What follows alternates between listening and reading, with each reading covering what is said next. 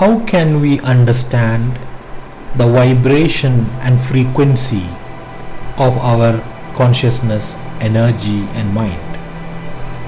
How did the ancient people developed a system of understanding the vibration and frequency of the being?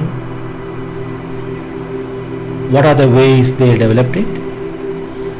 And how the science, modern science, can learn from this ancient wisdom of vibrations, frequencies and energy. Hi, I am Jamaluddin. I am a consciousness researcher who is trying to understand what is consciousness through neuroscience and comparing it with ancient wisdom.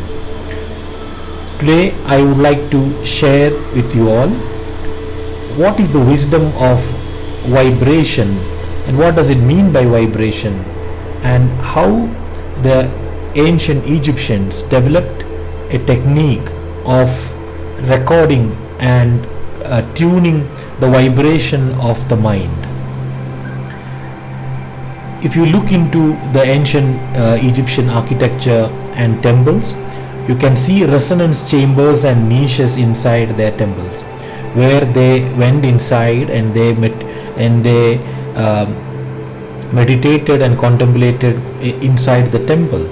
And they understood that if you go very still and stable in the mind, your brainwave is very different.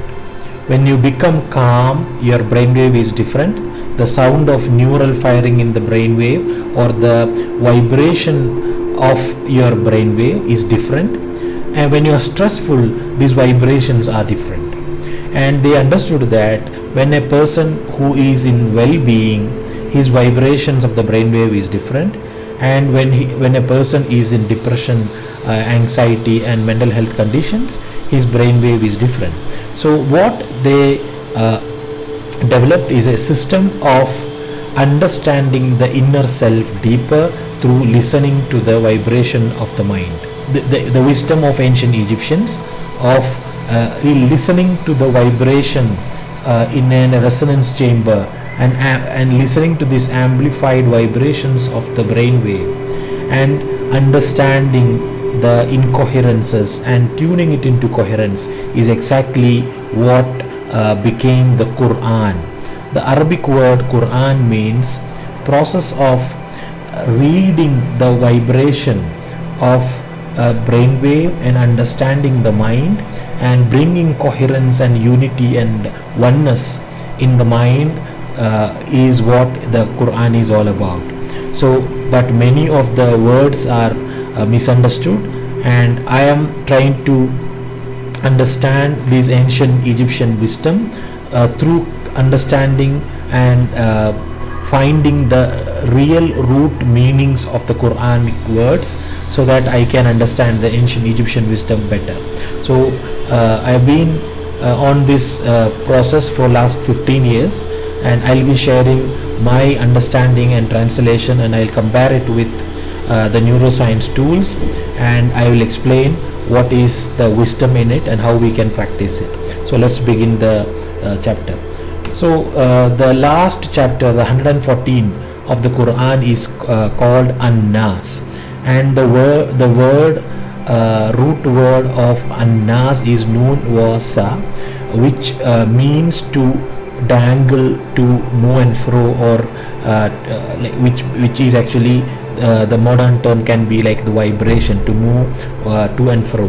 So this word vibration or the An-Nas is exactly seen in the ancient Egyptian wisdom as well, which is known like one, a symbol of a hair and the symbol of water or the symbol of vibration.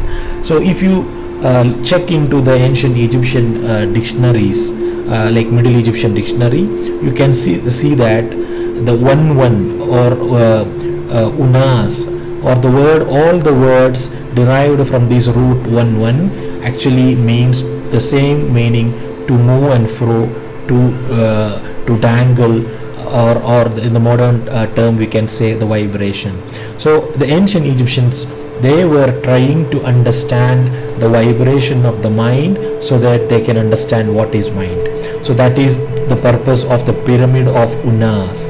And the term Unas actually means the pyramid of vibration, which is created for understanding the vibration of the mind. You can see a lot of other words derived from the word 1 like the book of Ani. Let's look into the chapter 114, which is called Annas, and it means the vibration. Unfold in mind to seek refuge with highest self through the vibrations. So in the process of understanding the mind, they understood that all the mind functions are a vibration in the mind, or a vibration in the energy. So your mind, your body, your energy, everything exists in the consciousness, and everything is a vibration. So if you coherently and if your mind is working in a very stable way, the vibration that you create is a stable vibration. If you are overexcited, anxious, and you are angry, or if you are in any incoherences, these vibrations are higher, and the sound that we hear from these vibrations will be different. So they understood that the best way to come out of all these incoherences is to seek complete refuge in your highest self. In Arabic it is called Rabb, and in the ancient Egyptian word it is called Nab, or they personified it with Osiris. So what they would say is to go into your complete inner self. The method is to go and reach into your highest self, your individual consciousness, your oversoul, and from there try to understand your entirety of the vibrations of what is you happening and how we are working in the downward. And the next verses tells that mastering the vibrations. So if you master all these vibrations and the different layers of mind and consciousness, you can master each functions and become an awakened mind. For example, when you master thinking, you can avoid overthinking. When you master reasoning, how to reason properly, you can avoid anxiety. Once you master how to understand the self and others, you can avoid judging of the self and judging others. So to create clarity in mind, you need to work your whole mind in a vibration which is coherent. So they understood that the best way to keep an eye on the working of the mind is to bring your attention and awareness to your own mind working by listening to the working tune of your own brain. That means if you practice yourself by listening on to your inner sound of neural firing.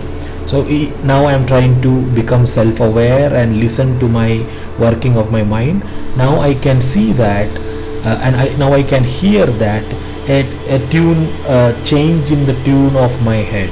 So what does it tell is, if you understand these levels of vibration by listening into your own head and listening to this tune, the frequency of the working of your vibration, you can understand the state of mind, you can understand your own coherence of the mind, and being the vibration. So by mastering these different layers of vibration, by listening to your own brain and your mind and bringing your attention to the self, then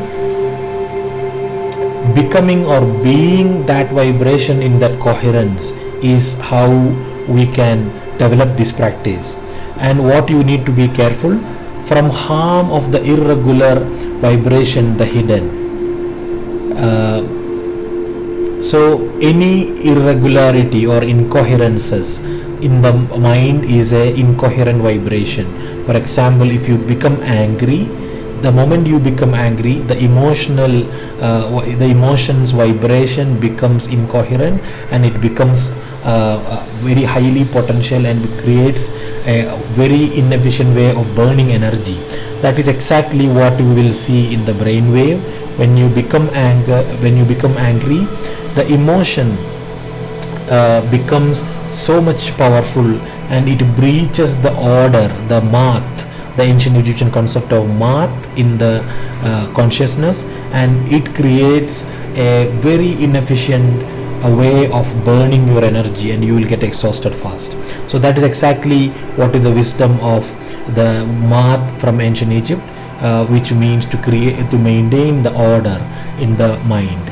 So all the incoherences in the mind are a irregular vibration.